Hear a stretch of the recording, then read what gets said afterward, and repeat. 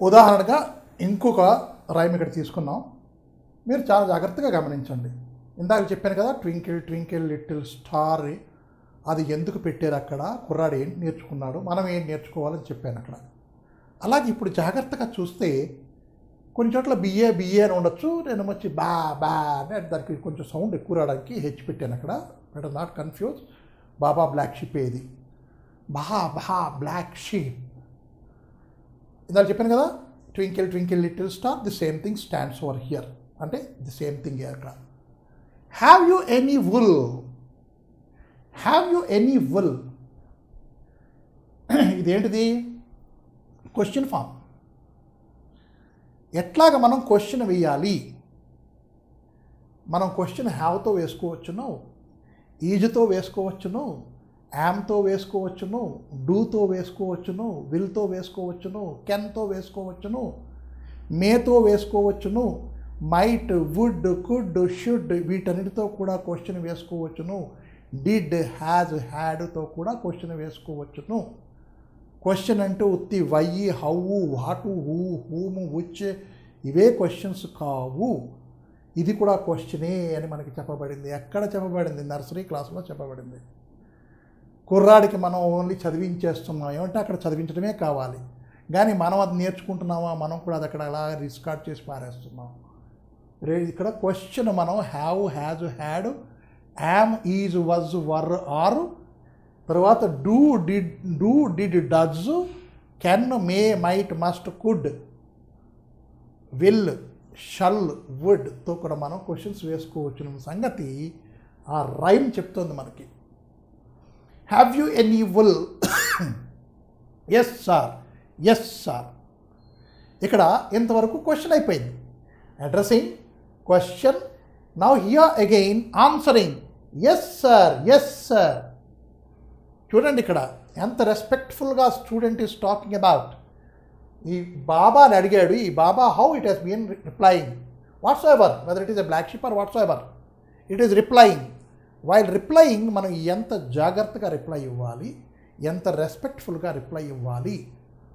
Yes sir, yes sir, 3 bags full అని చెప్పబడింది answer. నాదా? అవునండి, అవునండి, అవును సార్, నా దగ్గర ఊలు ఉన్నది, 3 బ్యాగుల నిండా పువ్వులు ఉంది అని చెప్పింది. ఓకే, అదంతవరకు ఆన్సర్ అయిపోయింది. కానీ ఇక్కడ ఉన్న మాటల ఆట ఏంటి చెప్పాను కదా, మాట్లాడుకుందామని. ఇక్కడ మాటల ఆటే కదా ఇది. ఈ మాటల ఆట ఏంటో కొంచెం చూస్తే ఇక్కడ వుల్ ఎట్లా చదువుతున్నామో అలాగే ఇక్కడ ఫుల్ అనేది కూడా అలాగే చదవాలి అని చెప్పబడింది. దీనికి దీర్ఘం తీయకూడదు, ఎందుకంటే ఇక్కడ దీర్ఘం లేదు కాబట్టి. ఎక్కడ WOOL వచ్చినా సరే దాన్ని వుల్ అనే చదవాలి అని ఒక మాటల ఆట అక్కడి నుంచి మనకు అలవాటు చేశారు. అది మనం చూడాలి. అంటే ఏంటి? ఇప్పుడు రెండో సంగతి ఏం చెప్పాను మాటలాటలోను. మొదటి సంగతి మనం మాటలని వరుసగా పేర్చి వాక్యాలు తయారు చేసుకోవచ్చును. ఆ వాక్యాల్లో ఎన్ని ప్రకారాల వాక్యాలు ఉన్నాయో చూసుకున్నాము, ఎలా తయారు చేసుకోవడం చూసుకున్నాము, పెద్దలా చేయడం కూడా ఒకసారి చూశాను. ఇవన్నీ మనం ఒకసారి అనుకోవడానికే, నెమరు వేసుకోవడానికే, మనకు తెలుసు ఇదంతాను నెమరు వేసుకోవడానికే చెప్పాను. నెమరు వేత అంటే రెనిసెన్స్, జస్ట్ ఒక రిమెంబరెన్స్, ఒక రిమైండింగ్, రికలెక్షన్, అది మనం చేసుకున్న తర్వాత ఇవన్నీ చూసిన తర్వాత అంటే మనకి ఎప్పటి నుంచి ఈ వాక్యాలు ఎట్లా వచ్చాయి, మాట్లాటలు ఎట్లా వచ్చాయి, ఎక్కడి నుంచి వచ్చాయి, అన్నిట్లో మనం ఇవన్నీ చూపిస్తాను మీకు. ఇప్పుడు నర్సరీస్ అన్ని I will show you where upon we are studied with the full grammar over there. అంటే గ్రామర్ వేరే మనం చెప్పుకోక్కర్లేకుండానే అక్కడి నుంచి చెప్పబడింది. కానీ మన bad luck we are again reading grammar అక్కర్లేదు, గ్రామర్ పక్కన పెట్టేసి మన జ్ఞానాన్నే మనకు తెలిసిన జ్ఞానాన్నే, మనకి ఏమి తెలుసునో దాన్నే మనం చూసుకుంటే మనకు బిల్డింగ్ అప్ అయిపోతుంది. మన talking capacity will increase only when we look back in to what we learned through these many years right from the nursery. Right? ఇప్పుడు ఇక్కడ 2 గాడిలు మనం ఏం నేర్చుకున్నాం, ఇక్కడ పదాలు ఎట్లా పలకాలి, ఎట్లా అడ్రస్సింగ్ చేయాలి అని ఒక మాట్లాట నేర్చుకున్నాం. ఇందాకలేమొచ్చి మనం ఎలాగ ఎక్స్ప్రెస్ చేయాలి మన భావాలని అని మనం నేర్చుకున్నాం. ఇప్పుడు ఈ రైమ్లోనూ క్వశ్చన్ ఎట్లా వేయాలి అని మనం నేర్చుకున్నాం మాట్లాట. అదే కాదు, కొన్ని వర్డ్స్ రైమింగ్ వర్డ్స్ అని ఉంటాయి. ఆ రైమింగ్ వర్డ్స్ మనం ఎట్లా చదవాలి ఒకే విధంగా. క్రిందటి నర్సరీ పోయంలోనూ మనం ఏం చెప్పుకున్నాం, వుల్ అండ్ ఫుల్. అవి రైమింగ్ వర్డ్స్ అని చెప్పుకున్నాం, మాటలాట, చిన్న ఆట నేర్చుకున్నాం. ఇప్పుడు చూడండి, హంటీ డంటీ శాట్ అనే వాల్. మళ్ళీ చూడండి, హంటీ డంటీ శాట్ అనే wall, Humpty Dumpty had a great fall. ఇందాక చెప్పాను wool and full. Here wall and fall, these two are used at the end of each sentence, and those two are rhymical words or rhythmical words. అది లేసేయండి. ఇప్పుడు analyse చేసుకుంటే, ఈ రెండింటిని మనం analyse చేసుకుంటే ఇక్కడ మనం ఏం చెప్పాం? ఎక్స్ప్రెషన్ ఆఫ్ ఫీలింగా? కాదు. లేదు అంటే మనం క్వశ్చన్ వేసామా? Did we question? నో. అయితే ఇప్పుడు ఏంటి ఇక్కడ? ఇది సింప్లీ వీ హ్యావ్ స్టేటెడ్, మనం చెప్పాం.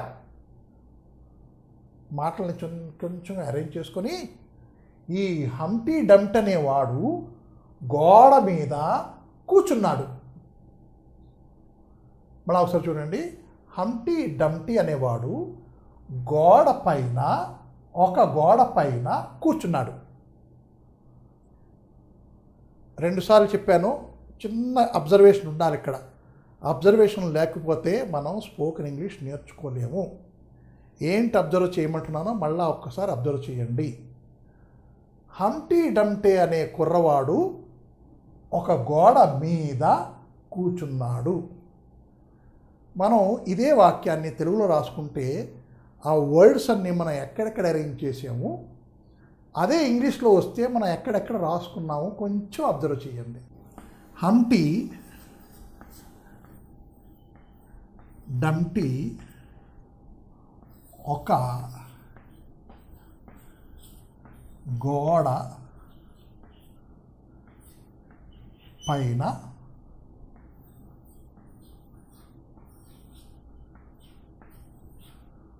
కూర్చున్నాడు.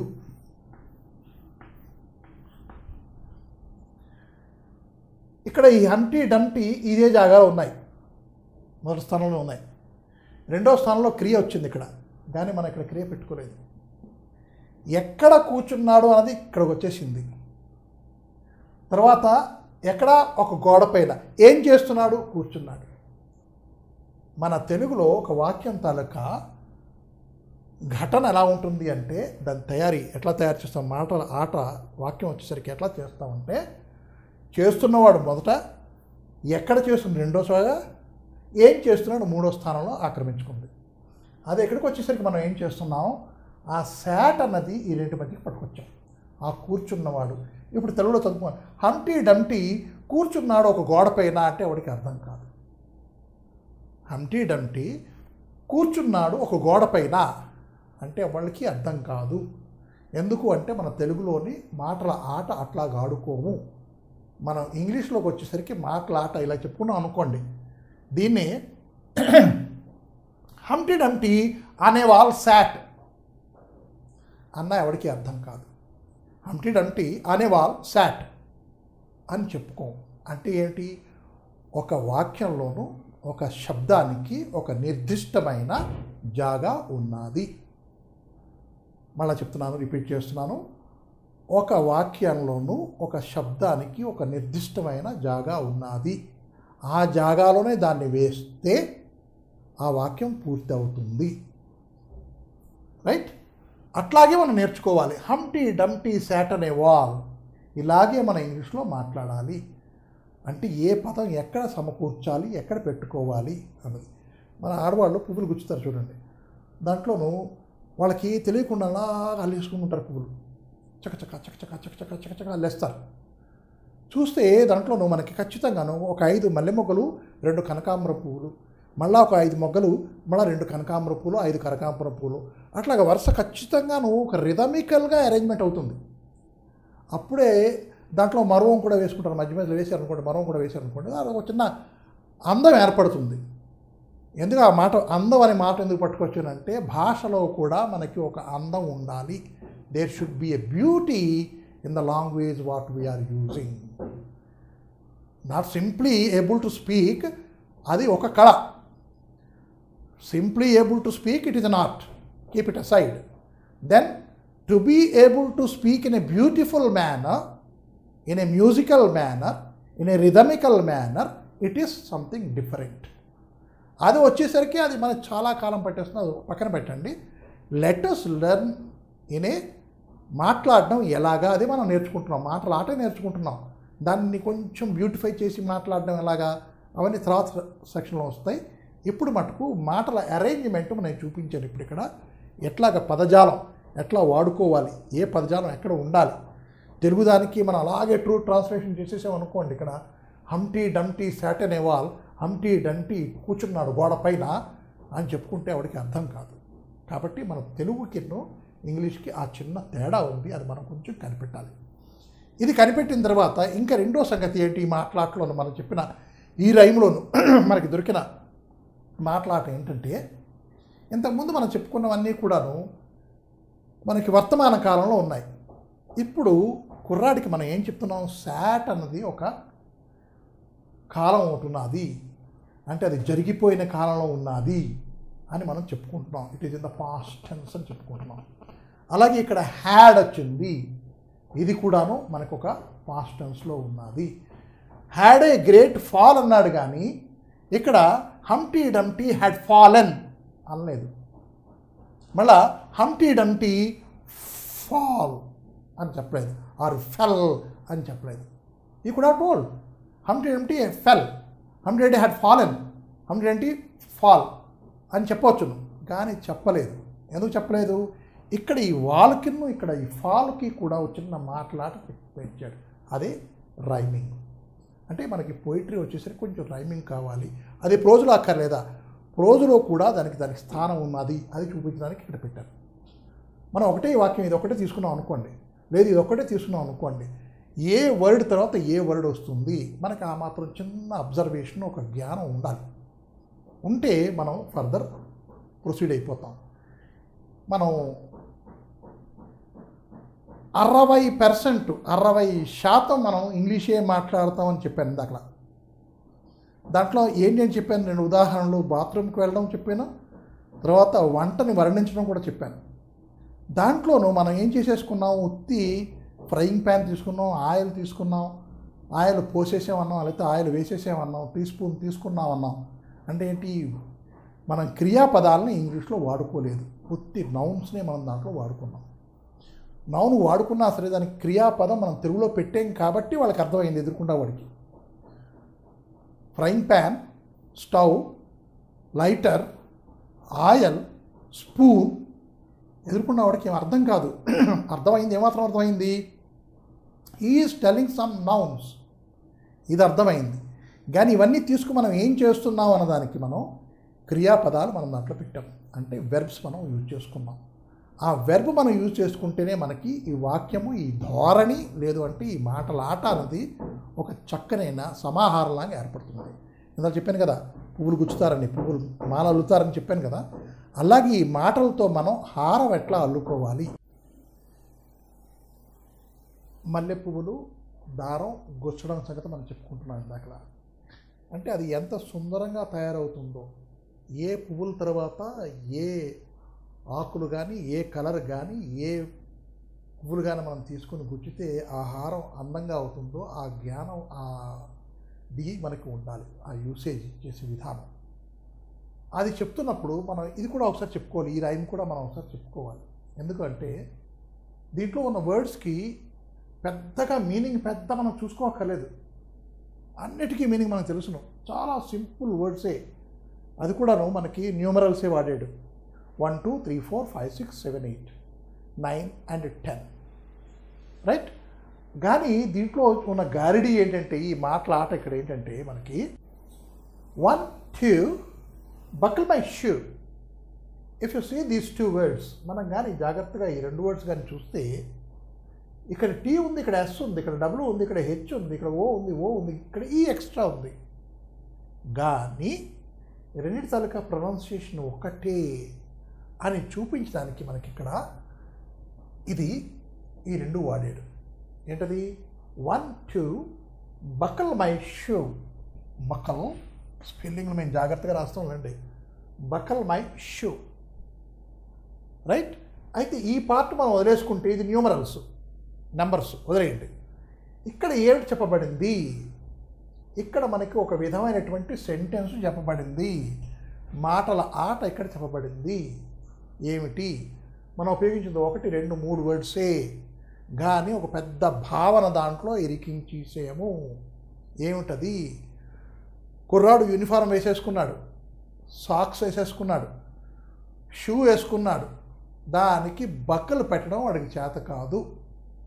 ఆ కుర్రాడు మనకు అది చెప్పాడు, బకల్ మై షూ అంటే ఇది మనం 4వ ప్రకారమైన వాక్యం కూడాను మనం అక్కడ నర్సరీలోనే మనం నేర్పుతున్నాం కుర్రాడికి. 4వ ప్రకారం ఏంటనుకున్నాం మనం? ఒక నిర్దేశనాత్మకమైన, రైట్, ప్రేరణాత్మకమైన అని చెప్పుకున్నాం. ఇది నిర్దేశం చేయబడింది. ఏంటి నిర్దేశం చేయబడింది? Buckle my shoe. It has been commanded, it has been ordered, or it has been put in to order. చెప్పబడింది నాకు బకెల్ చేయాలి అని. రెండోది 3, 4. FOUR is the 4. Here DOOR, door. 4 and door, these are to be pronounced the same way అని మనం పిల్లలకి ఇక్కడ చెప్తున్నాం. చెప్పకపోతే చెప్పి మనం కూడా తెలుసుకోవాలి, ఈ రెండు ఒకలాగా ప్రొనౌన్స్ చేయాలి అని. అవే ఫోనోటిక్స్ అని చెప్పుకుంటారు. మనం అక్కడ ఫోనోటిక్స్ మాట వదిలేయండి. ఎలా చదవాలి ఈ రెండు అన్నది మనం అక్కడి నుంచి నేర్చుకున్నాం అనుకోండి, మనకి ఈజీ అయిపోతుంది.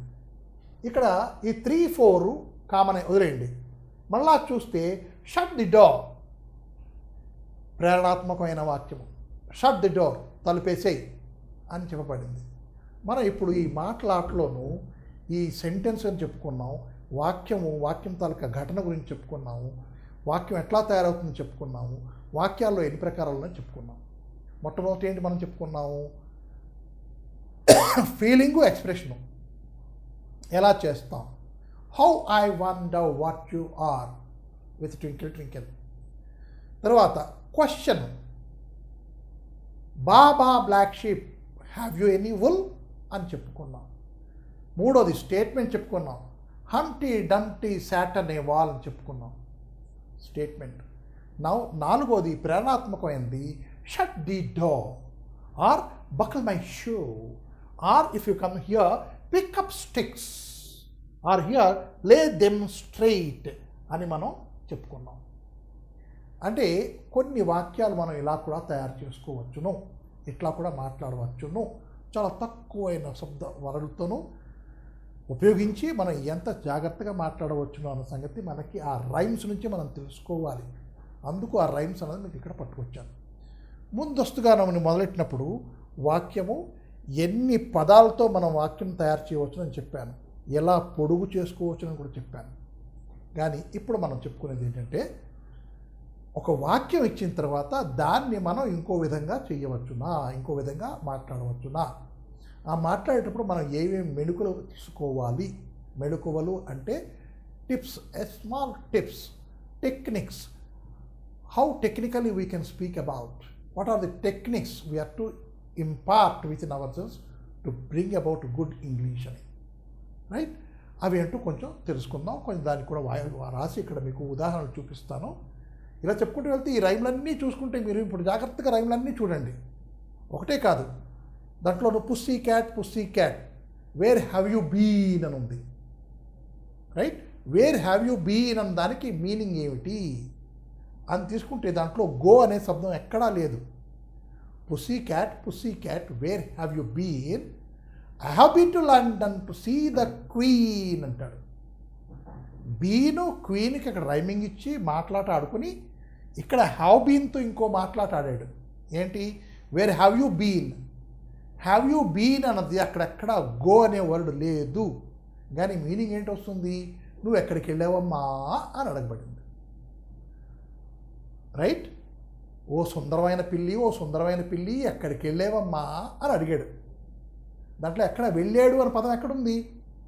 ఆ హ్యావ్ బీన్ అనే 2 పదాలు పెట్టుకొని ఒక ఆట ఆడి ఎక్కడికి వెళ్ళావు అనే క్వశ్చన్ మనకి తెప్పించాడు. అట్లా కూడా మనం చక్కగాను ఒక మంచి బ్యూటిఫుల్ వేగాను మనం ఇంగ్లీష్ మాట్లాడుకోవచ్చును అని ఆ దాంట్లో చెప్పాడు. Where have you been, I have been to London to see the queen. ఆ రెండు చెప్పినప్పుడు అక్కడ మనకు కావలసిన పదం లేకపోయినా సరే ఆ పదం తాలూకా అర్థాన్ని మనం పట్టుకురావచ్చును అని కూడా చూపించాడు.